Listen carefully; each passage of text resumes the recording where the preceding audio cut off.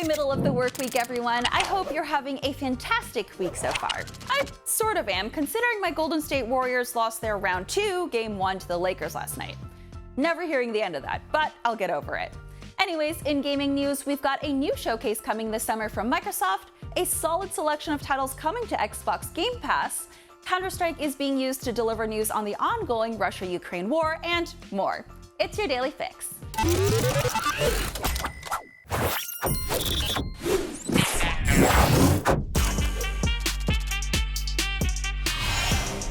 We may not be getting E3, but we're still getting summer events to show off upcoming games. Microsoft has announced the Xbox Game Showcase, which is happening Sunday, June 11th at 10 a.m. Pacific. They didn't say what games they're showing off or any publishers or developers attached to it. Considering the beating the Xbox exclusive Redfall is getting from critics, let's all hope they have some bangers lined up. Airing immediately after the Xbox Game Showcase is a Starfield Direct promising, quote, tons of new gameplay, developer interviews, and behind-the-scenes insider information. It's been a minute since we've seen any new gameplay footage from Starfield, so this is welcome news. And Microsoft's Summer Showcase isn't done yet. Just a few days after, on June 13th, tune in for the Xbox Game Showcase Extended.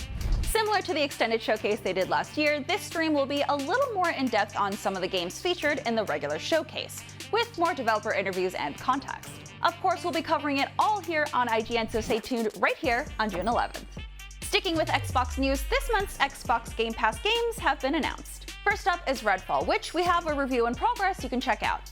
Spoilers, it's not great, but it is included with Game Pass, so it's not going to cost you anything extra to try it out yourself. Next, there's the action RPG Western Weird West from Devolver. The game is a hodgepodge of different gameplay ideas that somehow all work well together. We gave Weird West an 8, praising the challenging combat and story. If you're into something spooky, there's Amnesia: The Bunker, which is coming later this month. It's the latest in the Amnesia series of survival horror games. This is set in World War I, featuring a French soldier hiding out in a bunker. Of course, he's not alone, with a monster known as the Beast stalking him.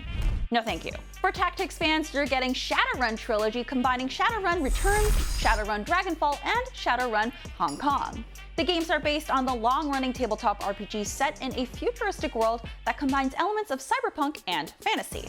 The other titles coming to Game Pass in May are Ravenlock, Fuga Melodies of Steel 2, Railway Empire 2, and Farworld Pioneers.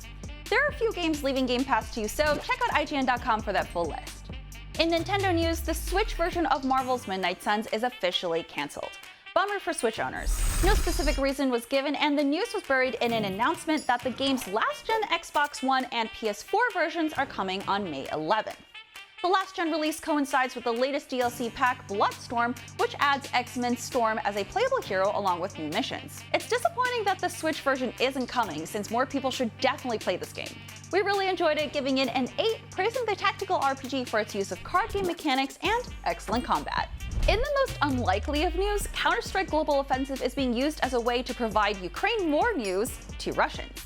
The Finnish newspaper Helsingin Sanomat decided to use CounterStrike to bypass Russian media restrictions. The organization created a new map for CSGO and made a hidden room within that map. This hidden room can only be accessed through the spectator camera, and in the room is a collection of Russian language stories from Helsingin Sanomat that detail the actions of Russia's military during their invasion of Ukraine. The editor-in-chief Antero Muka said to Games Radar, Russians have very little chance to receive independent information about Putin's invasion of Ukraine.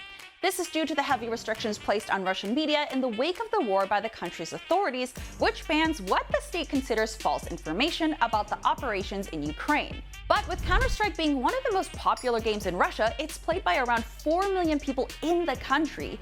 This was an opportunity for reporters to tell uncensored stories to those within the country. Muka went on to say that the secret room was built to force Russian gamers to face what's really going on in the Ukraine war. The map is titled Day_Vanya, the Russian term for war. The map depicts a town devastated by battle, and anyone who plays CSGO can access it. You can go and search for it and enter the map and take a peek into that secret room. Well, I guess it's not so secret anymore.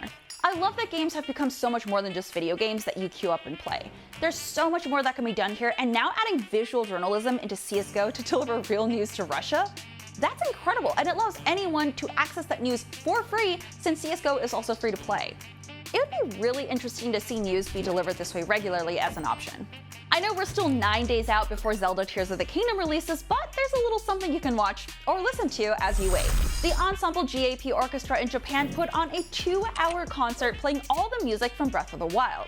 If you've been like my producer Jobert, you have been blasting the soundtrack to stay hyped for the Tears of the Kingdom. The concert includes the Hinox and Talus battle themes, the Great Fairy Fountain, Hateno Village, and much more from Breath of the Wild.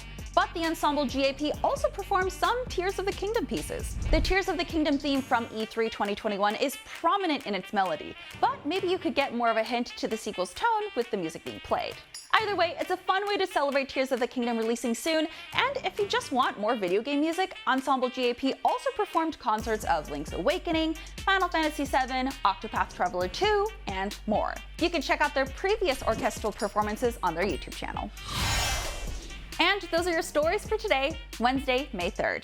I'm Stella Chung, and if you're looking for something else to watch, check out the latest episode of IGN Inside Stories, where we deep dive into how Dead Island 2 finally made it to release, despite almost being vaporware several times. Subscribe to us on YouTube and Snapchat, follow us on TikTok, and for the latest gaming news, keep it right here at IGN.